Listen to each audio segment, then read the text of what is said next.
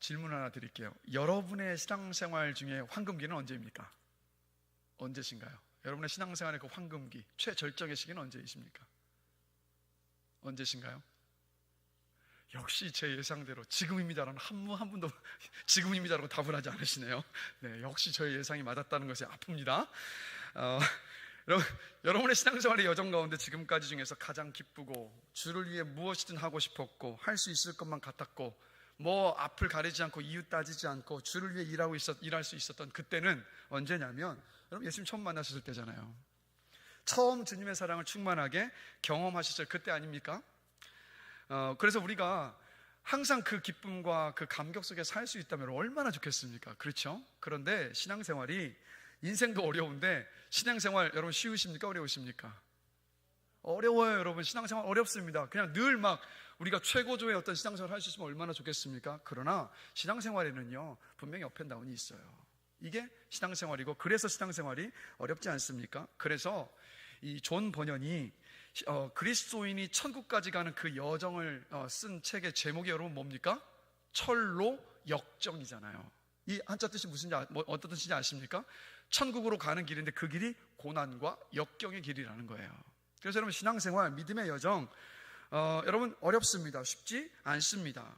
그래서 쉽지 않지만 믿음을 가지고 걸어가는 그 길이 바로 순례의 길이고 철로 역정의 길이라는 겁니다.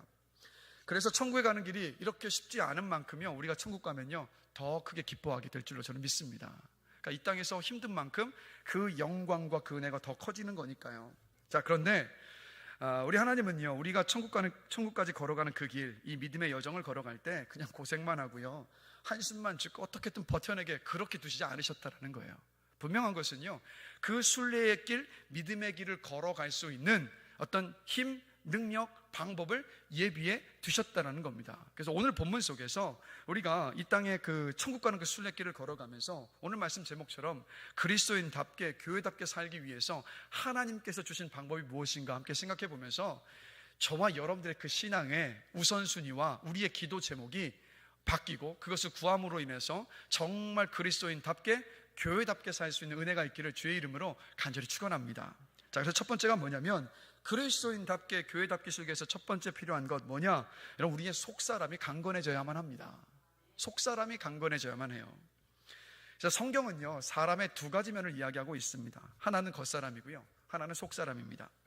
그런데 가만히 보시면요 사람들은요 속사람보다는 어디에 더 신경 씁니까?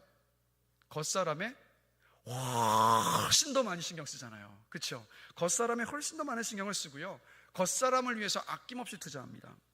특히 우리나라는 다른 사람이 나를 어떻게 볼까 굉장히 신경 쓰는 나라, 체면 문화가 많아서 그래서 전 세계에서 유행에 가장 민감한 나라죠.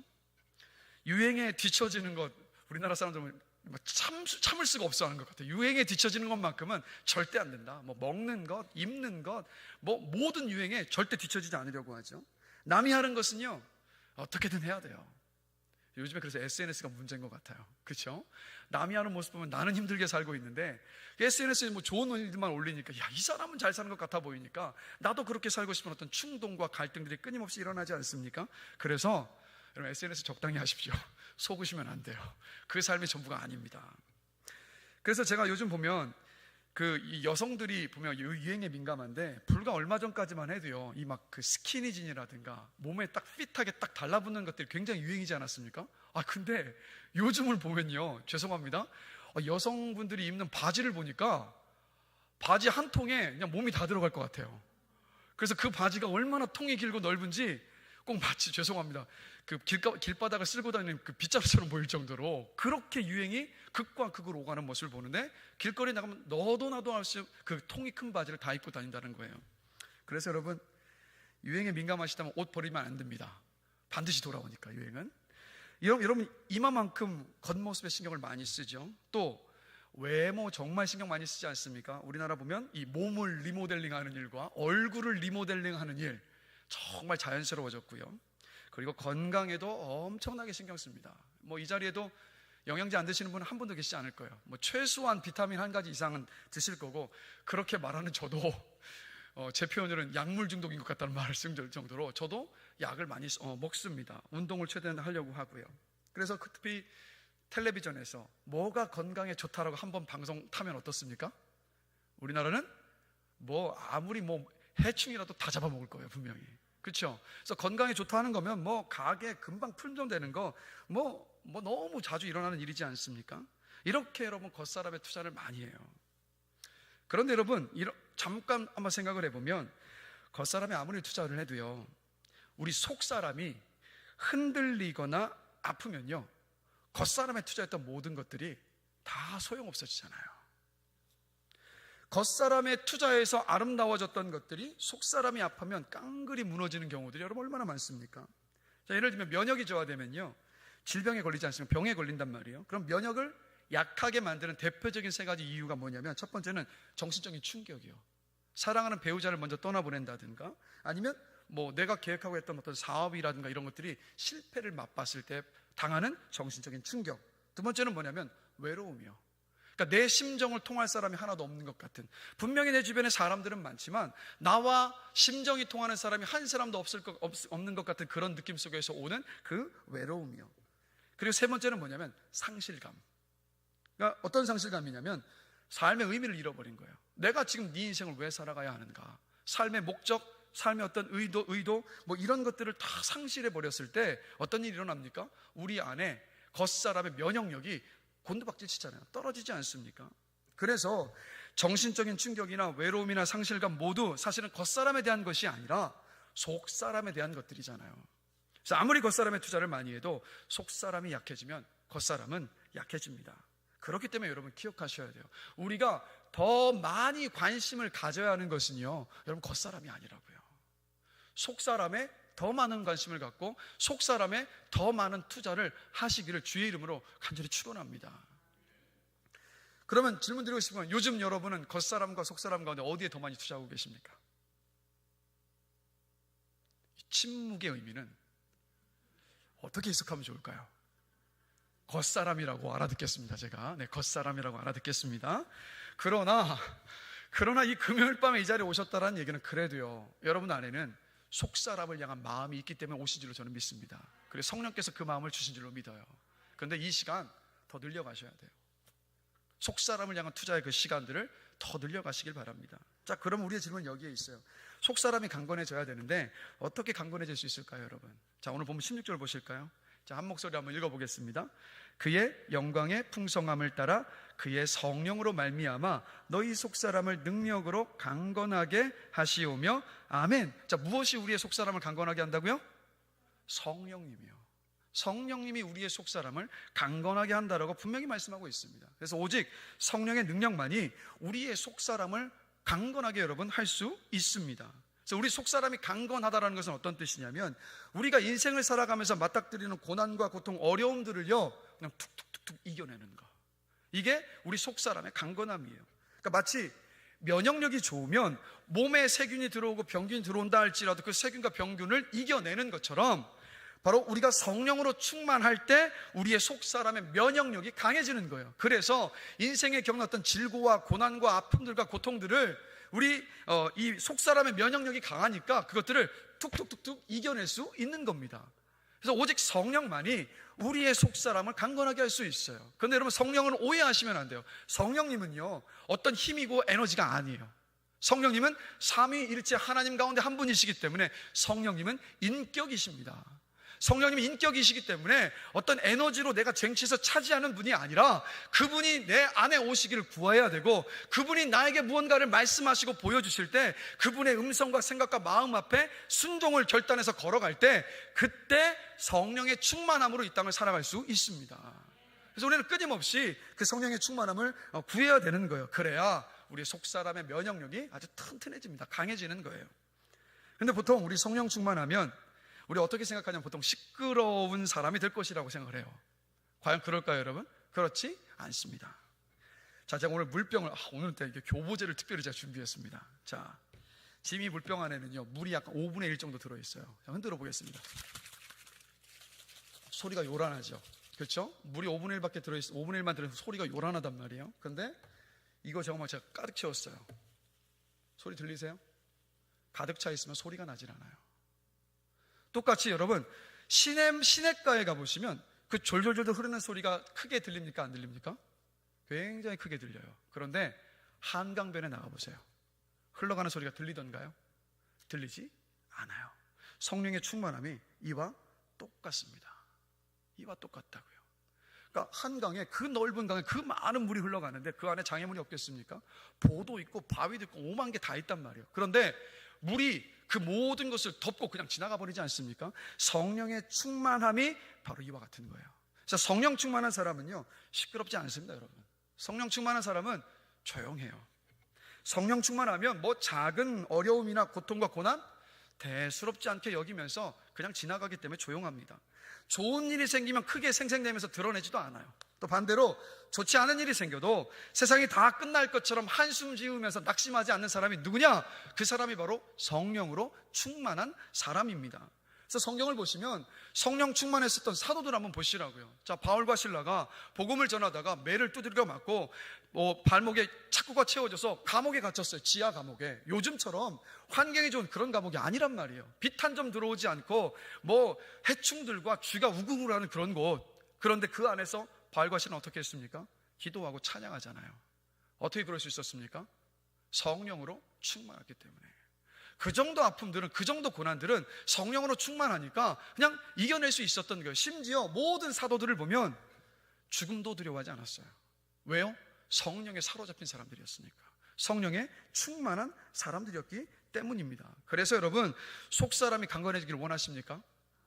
그러면 여러분, 성령의 충만함을 늘 언제나 구하셔야 돼요.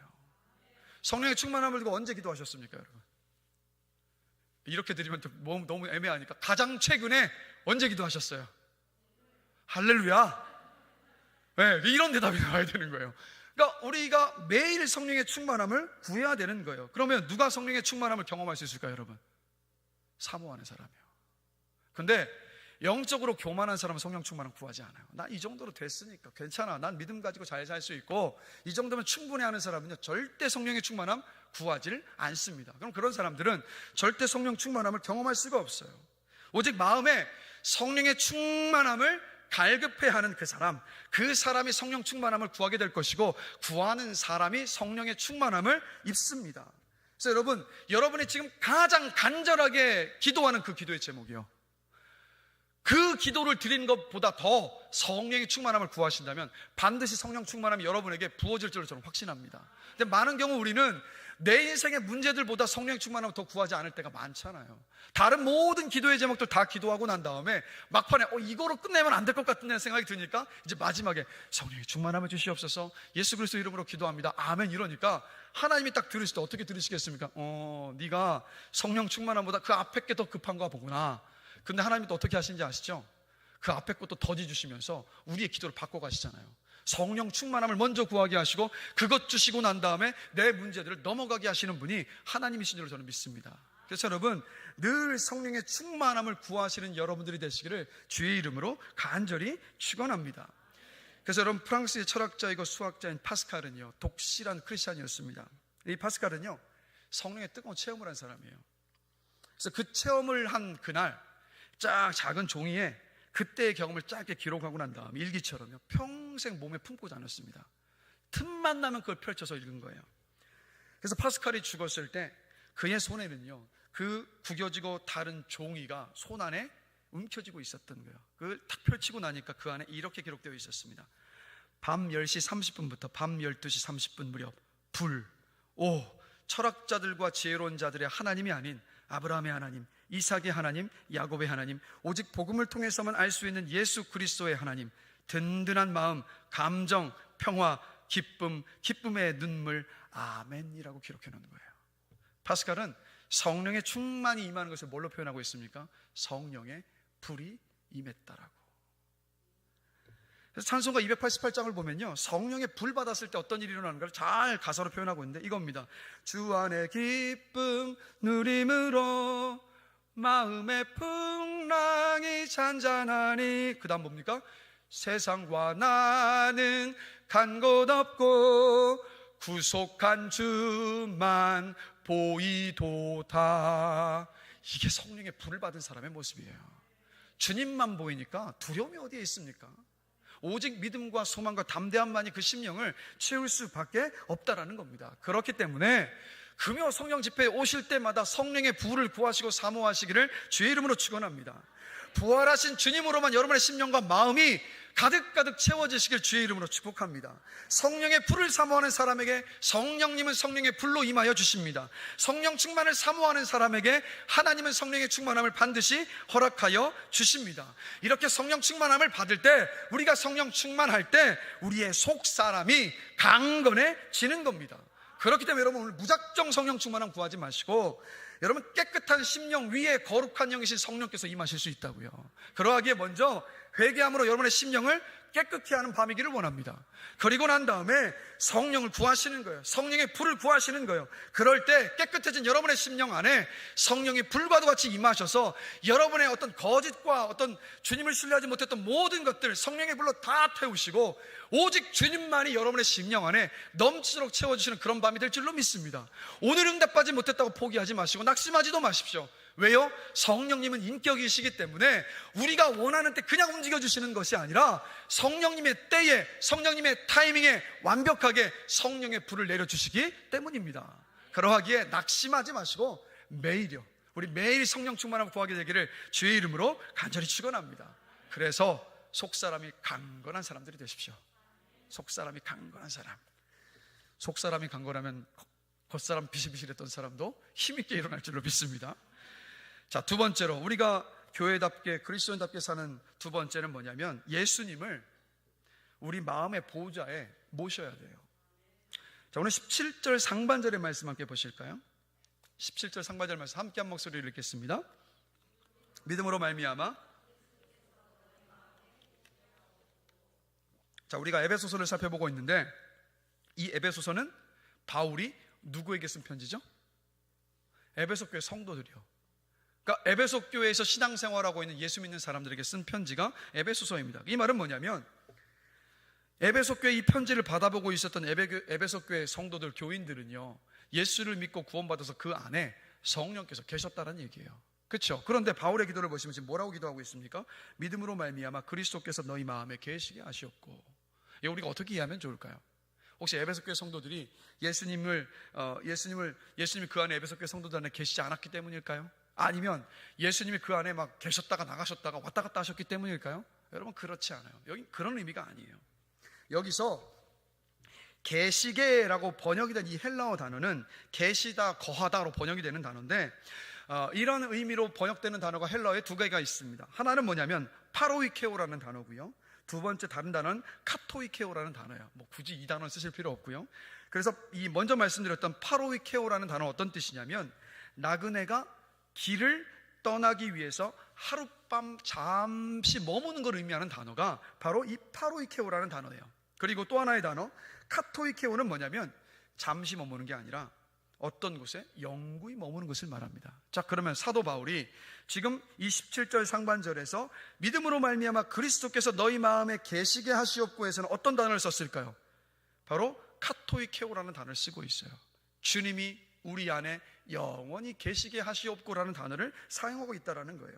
그래서 바울은 지금 무엇을 두고 기도를 하고 있는 거냐면 예수님께서 에베소 교회 성도들의 주인으로서 그들의 마음 안에 영원히 거하기를 지금 기도하고 있는 겁니다. 그래서 여러분, 예수님을 구주로 인정하고 영접하는 그 순간 주님께서 우리 안에 들어오십니다. 그런데 예수님이 마음에 들어오시긴 하는데 모두 똑같은 모습으로 계시진 않는다는 거예요. 정도의 차이가 있습니다. 그러니까 예수님께서 편안한 안방에 계신 것처럼 내 마음의 보좌에 앉아 계실 수도 있고요, 아니면 내 마음에 계시긴 하는데 내 마음의 보좌에 앉아 계신 게 아니라 뭔가 손님처럼 불편하게 앉아 계실 수도 있다는 거예요. 왜 그렇습니까? 분명히 주인으로 모셨다고는 했는데 주님께 눈길 한 번을 안 주는 거예요. 주인이시라고 분명히 고백은 하는데 주인이신 주님께 내 인생의 문제 단 한 번도 질문을 하지 않는 거예요. 주님이 내 안에 분명히 주인이라고 고백은 하셨는데 주님과 대화 한 번 나누지 않는 거예요. 주님과 식사교제 한 번 하지 않는 거예요. 그러니까 분명히 주님이 내 안에 계시긴 계시는데 그 주님이 편하시겠습니까? 불편하시겠습니까? 불편하시잖아요. 주님이 우리 안에 계시는 주님이 불편하시는데 어찌 우리 안에 평안이 있을 수가 있겠습니까? 질문 드릴게요. 여러분이 지금, 자, 여러분, 예수님이 여러분의 인생의 주인 맞으십니까? 그런데 지금 여러분의 심령 안에 우리 주님은요, 여러분의 인생의 보좌에 앉아 계십니까? 아니면 그 보좌에 내가 앉아 있고 혹시 내 발치에 예수님께서 앉아 계십니까? 우리가 한번 돌아봐야 돼요. 그래서 바울이 지금 말하는 것은 뭐냐면 바로 예수님을 내 인생의 보좌에 앉히도록, 그럴 때만이 교회답게 그리스도인답게 살 수 있다라고 말을 하고 있는 거예요. 그래서 보시면 어떻게 우리 예수님이 우리 마음의 보좌에 편하게 앉아 계실 수 있을까? 다시 17절 말씀 보실까요? 한 목소리 한번 읽어보겠습니다. 믿음으로 말미암아 그리스도께서 너희 마음에 계시게 하시옵고, 아멘. 어떻게 말하고 있어요 바울이? 믿음으로 말미암아, 믿음으로 주님이 내 인생의 주인이시라는 것을 인정할 때, 그때 주님께서 내 인생의 보좌에 앉아 계실 수 있고 내 인생의 주인으로서 내 삶 가운데 개입하시면서 일하실 수 있다라는 겁니다. 그래서 이 세상을 살아가는 데 있어서 두 가지 삶의 방법이 있습니다. 하나는 뭐냐면 믿음으로 사는 거고요, 다른 하나는 내 힘, 내 지혜로 사는 겁니다. 그림으로 표현하자면 이렇게 되어 있어요. 한번 그림 한번 보여주실까요? 자, 한번 보실까요? 어떤 삶이 있죠? 여러분이 바라보실 때, 잠깐, 왼쪽. 자, 왼쪽은 어떤 삶입니까? 내 마음의 보좌에 지금 누가 앉아 있습니까? 내가 앉아 있어요. 주님은 어디 계세요? 주님 바깥에 전혀 상관없이 사는 거예요. 근데 반대로 그 옆에 그림 어떻습니까? 내 인생의 보좌 앞에 누가 앉아 계시죠? 예수님이요. 그리고 나는 어디에 있습니까? 예수님의 발 아래, 즉 예수님이 중심이 되는 삶이라는 거예요. 그래서 여러분, 믿음으로 산다는 것은 예수님이 내 인생의 중심이 되는 삶을 말하고, 내 지혜로 산다, 내 경험으로 산다는 건 뭐냐면 바로 내가 내 인생의 주인, 중심이 되는 것을 말합니다. 자, 그런데 여러분, 구약 성경을 많이, 성경 전체를 보면 하나님을 내 인생의 주인으로 모시고 살았던 사람과 그렇지 않은 사람들의 모습이 빼곡히 기록이 되어 있는데, 가장 대표적인 사람이 누구냐면 야곱이에요. 야곱은 주님 중심으로 살지 않고 자기 꾀로 살았던 사람입니다. 잘 아시잖아요. 근데 야곱 하나님 믿었어요. 예배도 드렸고요, 11조도 드렸습니다. 찬양도 했습니다. 그러나 야곱의 마음에는요, 하나님이 마지막에 최후의 보루가 아니었어요. 항상 자기만의 히든 카드가 있었죠. 그래서 때마다 꾀를 부려서 남을 속이기도 했고 거짓말을 하기도 했고, 그리고 형 에서를 만날 때 마지막까지 그가 끝까지 붙들고 있었던 게 뭐냐, 앞에 자기 가족들 모두 다 보내고 난 다음에 막판에 야곱이 남았던 이유가 뭔지 아십니까? 야곱은 달리기 자신이 있었거든요. 그러니까 마지막에 여차하면 도망갈 그 보루까지도 두고 있었던, 그게 히든 카드를 항상 두고 살았던 사람이 야곱이었습니다. 그러니까 한평생을 이렇게 산 야곱이에요. 그런데 이제 사랑하던 아들 요셉이 애굽에서 총리가 되고 난 다음에 이제 요셉의 형들, 나머지 10아들들과 함께, 아니죠, 11아들이죠. 요셉의 9가지 해서 다 같이 이제 요셉이 살고 있던 이집트로 내려가지 않습니까? 그때 이집트 왕 바로 앞에 섰을 때 이집트 왕 바로가요, 야곱을 보자마자 이런 질문을 해요. 창세기 47장 8절을 보시면 뭐라고 질문합니까? 내 나이가 얼마냐? 왜 이 질문을 했을까요? 애굽 왕 바로가요. 왜 이 질문을 했을까요? 겉으로 보기보다 더 나이가 들어 보였기 때문에. 그 어제 한 방송을 보니까 여러분 탤런트 차인표 씨 아시죠? 차인표 씨가 56세더라고요 올해. 근데 차인표 씨하고 동갑내기인 그 우편 집배원으로 일하시는 한 평범한 이제 아저씨가 한 분 나오셨는데 동갑인데요. 와, 76세처럼 보이는 거예요. 근데 차인표 씨가 친구야 라고 얘기를 하는데, 이게 그냥 보면 이렇게 무례한 사람이 있나 싶을 정도로 그렇게 얼굴이 차이가 나는데, 그 이유가 뭡니까? 왜 같은 나이인데 그 집배원으로 사셨던 아저씨의 얼굴이 그렇게 나이가 들어 보입니까? 인생의 고통과 질고가 그 얼굴에 다 담겨있기 때문 아니겠습니까? 야곱이 그랬던 거예요. 이집트 왕 바로가 봤는데, 그래도 내 총리의 아버지인데 그 얼굴을 보니까 너무 나이가 많아 보이는 겁니다. 아니나 다를까 야곱이 이 애굽 왕 바로의 질문 앞에 이렇게 대답을 한다고요. 창세기 47장 9절입니다. 함께 읽어보겠습니다. 내 나그네 길의 세월이 130년이니이다. 내 나이가 얼마 못되니 우리 조상의 나그네 길에 연조에 미치지 못하나 험악한 세월을 보내온 나이다. 아멘. 자기 꾀로 살아왔던 삶을 자신 스스로 뭐라고 고백하고 있습니까? 험악한 세월을 보냈습니다라고 고백하잖아요. 그리고 이 야곱 스스로도 내 나이가 얼마 못 되지만 내 얼굴을 보면 나보다 더 오랜 연수를 살았던 내 조상들처럼 내가 너무 고생한 흔적이 내 얼굴에 남아있노라고 지금 고백을 하고 있는 겁니다. 그러면 여러분은 지금 어떻게 살고 계십니까? 내 인생의 주인으로 주님을 인정하고 모시는 그 믿음으로 살고 계십니까? 아니면 내 꾀로 내 지혜로 살고 계십니까? 주일에 교회에 와서 예배는 드리지만 금요일 밤에 와서 이렇게 예배하고 말씀 붙잡고 기도도 하지만 혹시 세상으로 돌아가면 세상적인 수단과 방법을 다 동원해서 내 꾀와 내 능력과 내 지혜 총동원을 다 하여서 오직 그 힘만으로 그 방법으로만 살고 계시지는 않으십니까? 그런데 여러분, 그렇게 되면은요, 우리 안에 계신 주님께서 편하실 수가 없기 때문에 우리는 평안함 가운데 살 수가 없습니다. 여러분, 우리 알지 않습니까? 내가 얼마나 유한한 존재인지, 내가 얼마나 연약한 존재인지 알기 때문에 내 힘으로 발버둥 치면 칠수록 다가오는 것은 뭡니까? 평안함이 아니라 두려움이고 걱정이고 바로 염려라는 것. 그래서 주님을 주인으로 인정하며 맡기지 않는 삶에는요, 절대 평안이 있을 수가 없습니다.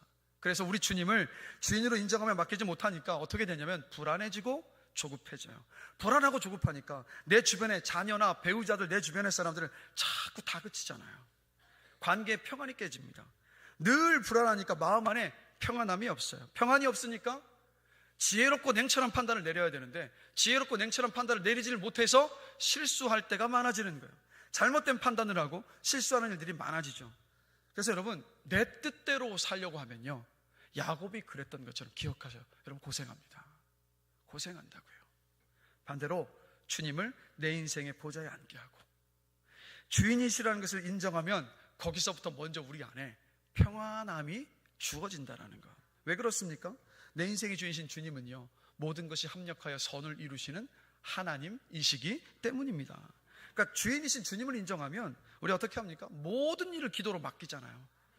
맡긴 일을 주님께 어떻게 하실 것인지 염려하는 게 아니라 맡기고 난 다음에 우리 안에 뭐가 생겨납니까?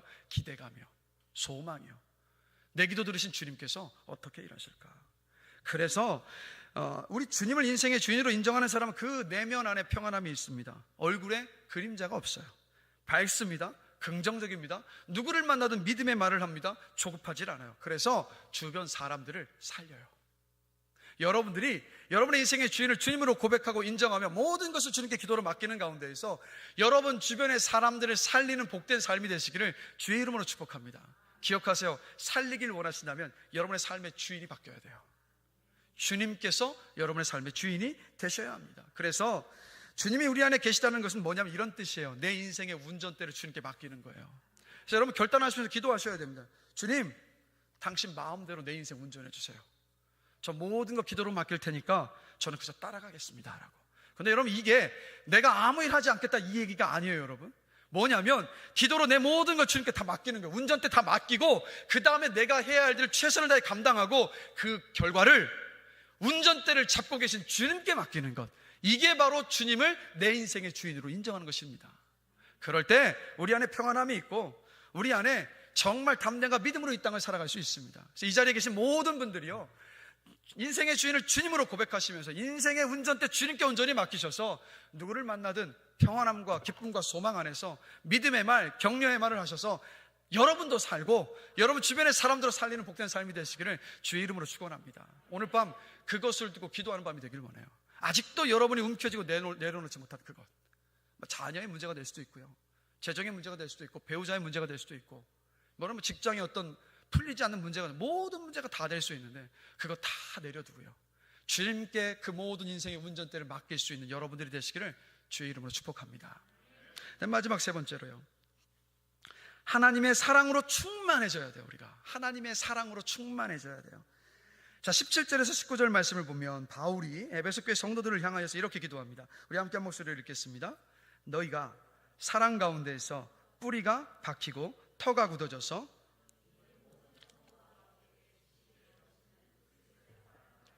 그 너비와 길이와 높이와 깊이가 어떠함을 깨달아 하나님의 모든 충만하신 것으로 너희에게 충만하게 하시기를 구하노라. 아멘. 지금 바울이 비유를 들고 있죠. 어떤 비유를 들고 있냐면 뿌리하고 터요.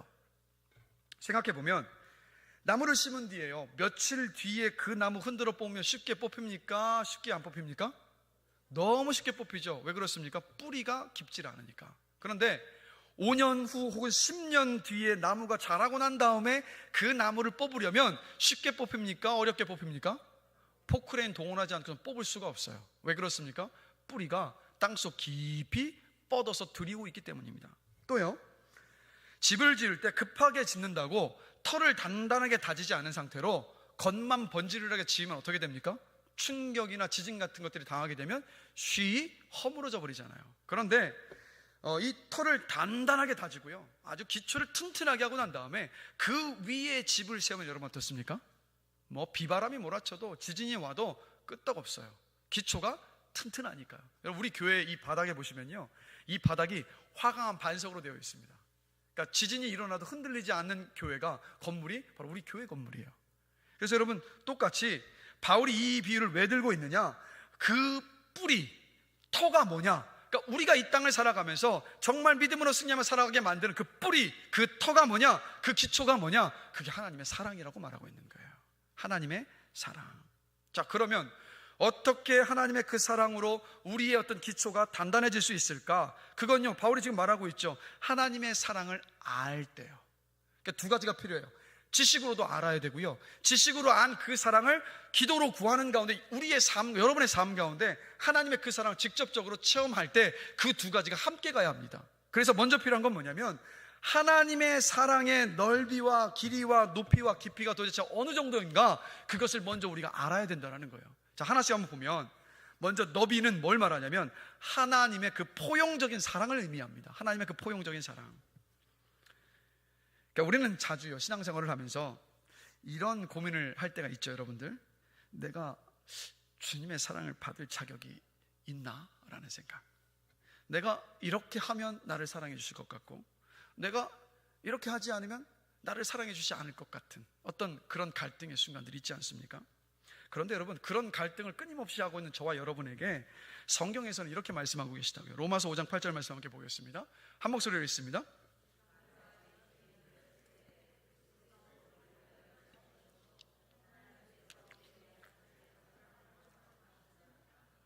자, 사랑받을 자격이 눈꼽만치도 없었던 우리가 죄인이었을 때, 그때 주님은 나를 위해서 십자가를 지시고 죽으셨습니다. 내가 있어야 할 십자가 위에서 내가 받아야 할 죄의 형벌과 저주와 심판을 주님이 대신 다 받으신 거예요. 결국 주님의 이 넓은 사랑은 누가 경험하는지 아십니까? 내가 죄인임을 인정하는 사람이에요. 그 사람이 주의 사랑을 경험하는 거예요. 지금도 그래서 주님은요, 누구에게 가장 많은 관심을 갖고 계시죠? 잃어버린 한 마리의 양이요. 그래서 주님의 십자가 부활을 믿는다면, 그러면 여러분 이거 늘 아셔야 돼요. 내가 저지른 어떠한 일도, 또 우리가 저지른 어떤 일도 주님의 사랑 밖으로 우리를 몰아낼 수 없습니다. 왜요? 주님은 그 십자가 위에서 우리의 과거의 죄와 현재의 죄와 앞으로 우리가 지을 죄까지도 다 담당하셨기 때문입니다. 절대 우리를 사랑 안에서 끊을 수가 없어요. 우리가 죄를 짓고 주님을 실망시켜 드린다 할지라도 우리 주님 어떠신 분이십니까? 회개하면 용서해 주시고 깨끗하다 하시고 두 팔 벌려서 우리를 꽉 안아주면서 말씀하시잖아요. 내가 너를 사랑한다. 죽기까지 사랑한다. 나는 언제나 네 편이다라고. 그래서 여러분 기억하십시오. 우리는요, 하나님의 조건 없는 그 넓은 사랑, 그 사랑을 받았고요, 받고 있고 앞으로도 받을 줄로 믿습니다. 이게 하나님의 그 사랑의 넓이를 이야기하는 거예요. 두 번째로 길이는 뭐냐면 하나님의 지속적이고 영원한 사랑을 말합니다. 자, 에베소서 1장 4절에서 5절을 보면 바울이 이런 말을 하죠. 우리 함께 한 목소리를 읽겠습니다. 곧 창세 전에 그리스도 안에서 우리를 택하사 우리로 사랑 안에서 그 앞에 거룩하고 흠이 없게 하시려고 그 기쁘신 뜻대로 우리를 예정하사 예수 그리스도로 말미암아 자기의 아들들이 되게 하셨으니 아멘. 자, 나를 향한 하나님의 사랑은요, 창세 전부터 지금까지 계속되고 있습니다. 그러니까 막 임기응변으로 잠깐 사랑했다 이게 아니라 우리가 이 땅에 태어나기도 전에 그 창세 전에, 여러분들 창세 전이 도대체 언제입니까? 생각해 보셨어요 한번? 제가 이 말씀 준비하면서 하나님 창세 전이 도대체 언제입니까? 아무리 질문을 해도 감도 안 잡혀요. 도대체 창세전이 언제인지. 근데 중요한 건 뭐냐면 그 창세 전에 여러분 각자를 다 선택하셨다라는 거. 사랑하시기로 선택하셨고 지금까지 그 사랑이 이어오고 있는 하나님의 사랑이라는 거예요. 그래서 하나님의 사랑은 영원한 겁니다. 변하지 않는다라는 거예요. 근데 여러분, 세상에는요, 사랑한다고 하면서 그 사랑을 지키지 못하는 사람들이 있습니다. 뭐 이 자리에도 그런 아픔을 경험하신 분들이 계실 거라고 생각을 하는데, 그리고 또 우리 스스로도 이런 생각을 하죠. 내가 주님께서 기대하는 만큼 성장하지 않으면 주님이 나를 포기하실 거야. 아니면 내가 이렇게 실수하고 넘어지기를 반복하는데 주님도 나를 답답해 하실 거야. 나를 사랑하지 않으실 거야 라고 우리 의심하는 순간들이 참 많아요. 근데 여러분, 기억하시라고요. 창세 전부터 택하여 주신 하나님의 사랑이라고요. 그 말은 뭐냐면 이미 그 영원의 전부터 우리를 택하시고 사랑해 오신 그 사랑인데, 지금 내가 실수하고 잘못하고 삐걱거린다 할지라도 그 사랑을 거두시겠습니까? 그럼 이전까지 보여주셨던 그 수만 년, 언제인지도 모를 그 영겁의 시간 동안의 그 사랑이 여러분 거두시겠느냐고요. 절대 거두지 않으십니다. 하나님 여러분을 영원토록 사랑하신다라는 것. 그렇기 때문에 우리가 얼마나 하나님을 심각하게 자주 실망시켜드렸던 이것을 기억하십시오. 하나님은 절대로 우리를 떠나지도 않으시고요, 포기하지도 않으십니다. 만약에 우리가 실수하고 넘어지고 잘못했을 때마다 주님께서 우리를 포기하셨다면 우리 뭐 살아남을 사람이 있겠습니까? 다 우리 지금 지옥에 가가지고 어떻게 그 안에서 고통 가운데 있겠지만 우리 그렇지 않잖아요. 지금 하나님을 예배하는 이 자리에 있지 않습니까? 그 이유는 하나님의 영원하신 사랑 때문입니다. 그래서 우리가 말씀대로 순종하며 살려는 목적과 이유는 사랑받기 위해서가 아니잖아요. 사랑받기 위해서가 아니라 넘치는 사랑을 받았으니까 그래서 기뻐서 주의 뜻대로 살려 하는 것 아니겠습니까? 그것을 늘 기억하십시오. 자, 우리 한번 고백해 봅시다. 하나님은 나를 영원히 사랑하십니다. 앞뒤 옆 사람 보시면서 고백합니다. 하나님은 당신을 영원히 사랑하십니다. 이게 우리 하나님의 사랑이고, 이 영원한 사랑을요, 지식이 아니라요, 가슴으로 내려와서 경험하는 은혜가 있길 주의 이름으로 간절히 축원합니다. 그 다음 세 번째, 높이는 뭘 말하냐면 하나님의 초월적인 사랑을 말해요. 초월적인 사랑. 그 이제 우리 군대 얘기하면 참 싫어한다고 하시는데 죄송합니다. 군대 얘기 잠깐 하겠습니다. 그 군대에 보면 최근에 뭐 군대 다녀온 청년들이 있는데 그런지 모르겠지만 이게 이제 아버지와 아들 관계가 있어요. 군대에는 뭐냐면, 제가 입대한 날보다 1년 뒤에 입대한 후임병이 제가 있는 내무반에 들어오면 이제 아버지와 아들 관계가 생기는 겁니다. 그럼 뭘 하는 거냐면 아버지가 이제 아들 후임병을 잘 챙겨주는 거예요. 근데 저도 아들이 있었습니다.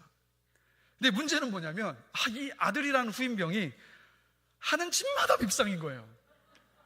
잘해주고 싶었는데 하는 짓마다 밉상이니까 이게 이제 휴가를 갈 때가 되면 이제 그 후임병의, 아시죠? 뭐 여러분 하나도 신경 안 쓰고, 군인들은 진짜 신경 쓰는 게 있는데 그 전투복을 칼같이 다려요. 그걸 누가 하는 거냐면 아버지가 하는 거거든요. 근데 저도 이제 이 후임병 아들 후임이 이제 휴가를 나가야 되니까 옷도 다려줘야 되고, 이 전투화 있죠? 이 물광을 내서 얼굴이 비치게 만들거든요. 그거 막 몇 시간 동안 해가지고 만드는데 그걸 해야 되는데 기쁘질 않은 거예요. 왜요? 하는 짓마다 밉상이니까. 이게 사람이 이렇더라고요. 사람이 이런데, 그런데 여러분, 우리는요, 이걸 아셔야 돼요. 하나님께 우리 각자는요, 밉상의 정도가 아니라 우리는 하나님의 원수였습니다. 하나님을 부인했고요, 하나님을 멸시했고, 그런 하나님의 대적자가 바로 우리들이었더라는 거예요. 근데 그런 우리를 사랑하여 주셔서 하나뿐인 아들을 보내주시고 우리를 구원하여 주셨습니다. 할렐루야. 이것만으로도 너무 감사하지 않습니까? 그런데 하나님의 사랑은 이게 끝이 아니라는 거예요. 여러분, You Raise Me Up이라는 찬양 다들 아시죠? You Raise Me Up, 뭐 이 찬양 있지 않습니까? 그 찬양의 가사 중에 번안을 하면 그 가사 후렴구 가운데 이런 가사가 있어요. 당신은, 하나님을 얘기하는 거죠, 하나님은 내가 있을 수 있는 높이 그 이상으로 나를 높이 들어주십니다라는 가사가 있어요. 자, 내가 있을 수 있는 높이 그 이상으로 하나님께서 나를 높이 들어 올려주시는데 그 위치가 어디냐? 하늘까지 높여주시는 것. 그래서 구체적으로 이렇게 말합니다. 요한일서 3장 2절 보실까요?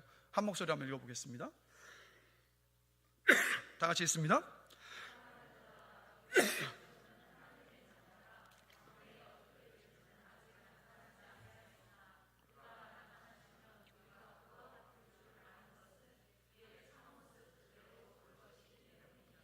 자, 지금 말씀이 뭐라고 말씀하고 있습니까? 주님이 이 땅에 다시 오실 때 우리가 그 주님과 똑같아질 것이라고 분명히 약속하고 있잖아요. 지금은 허물도 많고 실수도 많고 죄도 많이 짓고 이 모습으로 주님이 나를 사랑하실까 염려하고 걱정하고 근심할 때가 참 많은데, 하나님의 사랑도 의심할 때가 많은데, 주님이 올 때 어떤 모습이 된다고요? 우리 주님과 같은 모습으로. 사실 여러분, 이거 상상이 되질 않아요. 그런데 그 위치에까지 우리를 높여주시는 하나님이시라는 거예요. 단지 지옥에만 보내지 않는 그 사랑이 아니라 하나님과 같은 자리에까지 우리를 높여주시는 그 사랑, 이게 바로 하나님의 사랑의 높이를 말하는 거예요. 마지막 네 번째로 하나님의 깊이는 뭘 말하냐면 하나님의 희생적인 사랑을 의미합니다. 에베소서 1장 7절 말씀 함께 보실까요? 한 목소리로 읽겠습니다. 우리는 그리스도 안에서 그의 은혜의 풍성함을 따라 그의 피로 말미암아 속량 곧 죄사함을 얻었느니라. 아멘. 예수님께서 십자가에서 달려 죽으실 때 우리가 저질렀던 크고 작은 죄, 우리가 저지르려 했었지만 그렇지 못했던 것들, 그리고 앞으로도 우리가 저지르게 될 크고 작은 그 죄를요, 우리 주님이 십자가에 달리셨을 때 여러분 이걸 아셔야 돼요. 다 보고 계셨다고요. 다 보고 계셨고 다 알고 계셨다고요. 그런데 그럼에도 불구하고 여러분, 죄 지을 모습을 알고 계셨는데 한번 생각해 보시라고요. 여러분 만약에 여러분의 가까운 사람이 뭔가 잘못된 어떤 죄를 지을 것을 여러분이 알고 계신다고 한다면 마음이 어떠시겠어요? 기쁘십니까? 기분 나쁘잖아요. 그렇죠? 근데 우리 주님 다 알고 계셔서 기분 나쁘면 우리는 어떻게 합니까? 안 할 거 아니에요. 그렇죠? 우리가 만약에 주님이었으면 딱 십자가를 딱 올라가려고 마음 먹고 있었는데 딱 보니까 저를 딱 생각하고 십자가 달리시려고 하는데 제가 지을 때 앞에 쫙 보이는 거예요. 순간 우리 같았으면 야, 이거 내가 이런 놈을 위해서 죽어야 되는 게 맞나? 십자가 지지 않을 거라고요. 근데 우리 주님은 어떻게 하셨다고요? 다 알고 보고 계셨지만 그 십자가를 지셨어요. 지셨다고요. 그런데 우리가 받을 그 죄의 형벌을 자기 영혼 깊숙한 곳까지 다 담당하고 받으셨다라는 거예요. 그래서 우리가 정말 쉽게 잊어버리는 거예요. 그리스도인이 절대로 잊어버리지 말아야 되는 것이 한 가지가 뭐냐면, 하나님께서 나 같은 죄인 한 사람을 살리기 위해서 이 땅에 오셨고 십자가 위에서 죽으셨다는 그 사실이요. 여러분 이거 잊으시면 안 돼요. 우리는 자꾸 예수님을 하나님의 아들이라고 해서 하나님과 다른 분으로 이렇게 자꾸 생각하려는 경우가 많지만 삼위일체의 하나님이시잖아요. 그 말은 뭐냐면 예수님 하나님이시라고요. 하나님이 나 같은 죄인 한 사람을 살리기 위해서 이 땅으로 내려오셨어요. 자기의 모든 것들을 다 비우시고 오셔서 나를 대신해서 죽으셨다는 거. 그럴 만큼 하나님이 여러분 각자를 사랑하셨고 사랑하고 계시고 앞으로도 그 사랑 변함없이 부어주신다는 겁니다. 그래서 여러분 이거 잊지 말아야 되는데, 그래서 우리에게 여러분 다른 어떤 사랑 여러분 필요하지 않아요. 주님의 사랑이면 족합니다. 충분해요. 넘쳐납니다. 그래서 여러분 그 시편 130편을 보면 하나님의 사랑에 대해서 노래하고 있었던 그 시인데, 이 시를요, 그 시인의 마음을 좀 이렇게 요즘 말로 풀어서 쓴 것을 보면서 제가 너무 은혜가 돼서 이렇게 고백하고 있는 거예요. 내가 당신을 기다립니다. 주님, 내 영혼이 당신을 기다립니다. 왜냐하면 당신께 흔들리지 않는 사랑, 견고한 사랑, 실패하지 않는 사랑이 있기 때문입니다. 당신께는 너무도 깊은 사랑, 너무도 깊어서 나의 가장 깊숙한 바닥까지, 존재의 부끄러운 깊음들 속까지 내려와 나를 내 모든 죄악에서 구원하시는 그런 사랑이 있기 때문입니다 라고 고백하는 거예요. 여러분, 사랑이 막 고프십니까? 사람에게서 자꾸 찾으려 하지 마시라고요. 사람에게 찾으려면 언제고 실망하지 않습니까? 아니, 왜 그렇게 인생 속에서 많이 겪어보셨음에도 불구하고 다시 시행착오로 겪으시려 하시냐고요. 그게 아니에요. 우리는 오직 하나님의 사랑 안에서만이 만족을 누릴 수가 있습니다. 사람의 사랑은 여러분 불완전하잖아요.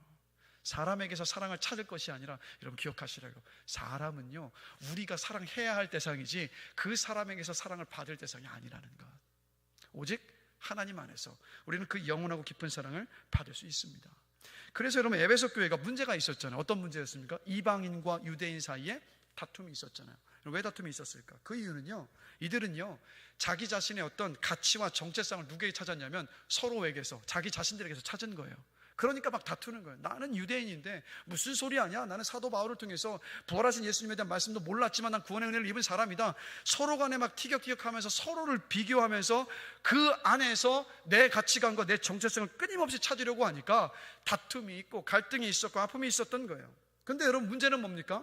내가 나를 바라보는 나의 평가도, 또 다른 사람과 비교하는 그 평가도, 다른 사람이 나를 생각하는 평가도 언제고 변하지 않습니까?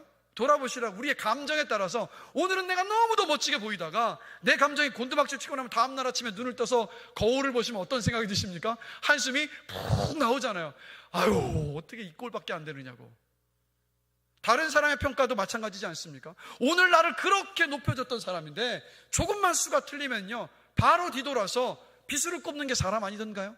그렇기 때문에 우리의 정체성, 내 가치는요, 누구에게서 찾는 거냐면 나를 만드시고 나를 구원하시고 죽기까지 나를 사랑하신 하나님의 그 사랑 안에서만이 나의 진정한 가치, 나의 정체성을 발견할 수 있습니다.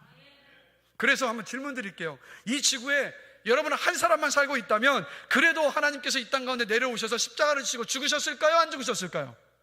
그래도 죽으셨을 거라는 거예요. 그만큼 여러분 사랑하신다고요. 그러니까 제가 오늘 이 말씀을 왜 하냐면, 이 말씀을 준비하면서도 마지막에 하나님의 이 사랑에 대해서 나눌 때 제가 간절히 기도한 건 이거예요. 하나님, 이 지식이 아니라 나를 향한 이 넓고 깊은 이 모든 하나님의 그 사랑, 우리 사랑하는 성도들 깊이 경험하게 해달라고. 이게 제 간절한 기도 제목이에요. 그래서 여러분, 하나님은요, 여러분을 너무도 사랑하세요. 자기 목숨을 다 주실 만큼. 그게 여러분의 가치고 여러분의 정체성입니다. 우리 함께 고백해 볼까요? 자, 따라 하시는 겁니다. 하나님이 나를 죽기까지 사랑하십니다. 하나님은 나를 있는 모습 그대로 사랑하십니다.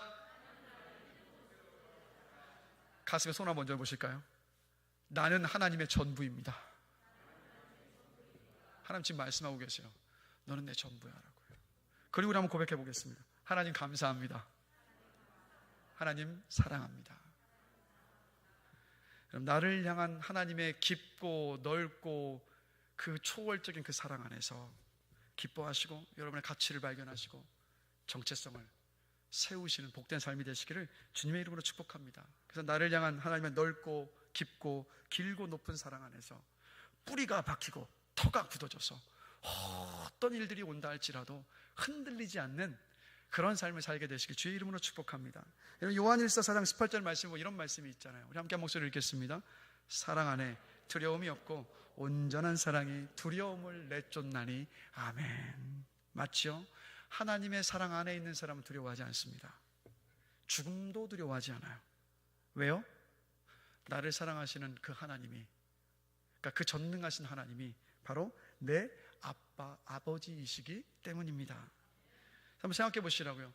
이 자리에 우리 부모님들이 다들 앉아 계시는데, 부모가 자식을 바라보는 부모의 마음은 어떻습니까?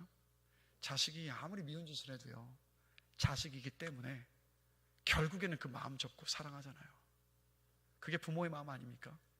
인간도 이럴진데 하물며 우리 하나님은 어떠시겠습니까? 우리 하나님은 어떠시겠느냐고요. 그래서 여러분, 하나님의 사랑을 깊이 경험한 사람은요, 두려움이 없습니다. 기쁨이 있고요, 만족이 있고, 믿음이 있고, 평안이 있고, 용기로 살고, 소망이 있고, 기대감이 있고, 담대함이 있습니다. 그래서 여러분, 사랑이 충만하면요, 그러니까 우리 안에 사랑이 충만하면 이 세상에는 두 종류의 사람밖에 보이지 않는다고 합니다. 첫 번째 부류의 사람은 나에게 사랑스러운 사람이고요, 두 번째 부류의 사람은 내가 사랑해야 할 사람이에요. 그렇죠? 하나님의 사랑이 충만하면 그러지 않겠습니까? 나에게 사랑스러운 사람이 보이고, 그렇지 않은 사람은 내가 사랑해야 할 사람으로. 아직도 여러분 다른 사람의 잘못이 보이십니까? 못마땅한 사람이 혹시 계십니까? 꼴 보기 싫은 사람이 혹시 있으십니까? 그렇다면 아직 하나님의 그 사랑으로 내가 충만하지 않은 거예요. 하나님의 사랑으로 충만하면 나에게 잘못한 그 사람이 나쁜 사람으로 보이는 것이 아니라 어떻게 보입니까? 불쌍히 여기는 마음으로 긍휼하게 여기게 되잖아요. 그래서 그 사람을 돕고 싶어집니다. 그리고 그 사랑이 어떤 일을 일으킵니까? 그 사람을 변화시키잖아요. 여러분, 사랑이, 하나님의 사랑이 저와 여러분을 변화시킨 것처럼 누군가를 향한 우리의 사랑이 그 사람을 변화시키는 줄로 믿습니다. 그렇기 때문에 여러분, 단지 지식으로만, 머리로만 하나님의 사랑을 알지 마시고 기도하십시오. 하나님의 그 사랑을 제가 머리로 너무 잘 알고 있는데 제 삶을 깊이 체험되게 해주십시오. 그 사랑 경험하고 싶습니다라고 간구하며 기도할 때 그 사랑으로 충만해지는 은혜가 임할 줄로 믿습니다. 정리해보면 그리스도인답게, 교회답게 살려면 우리의 속사람이 강건해져야만 합니다. 속사람 어떻게 강건해집니까? 성령으로 충만해져야, 성령의 불을 받을 때. 그리고 예수님을 내 마음의 보좌에 모셔야 한다는 것. 내 인생의 주인으로, 내 인생의 운전대를 그분께 맡겨야 돼요. 그리고 하나님의 사랑으로 충만해져야만 합니다. 자, 그러면 마지막 질문을 드립니다. 우리 찬양단을 올라와 주시고요. 이 세 가지 일이 우리의 삶 가운데 어떻게 일어날 수 있을까요, 여러분? 내 속사람이 강건하여지고 예수님을 내 마음의 보좌에 모시고 하나님의 사랑으로 어떻게 충만해질 수 있을까요, 여러분?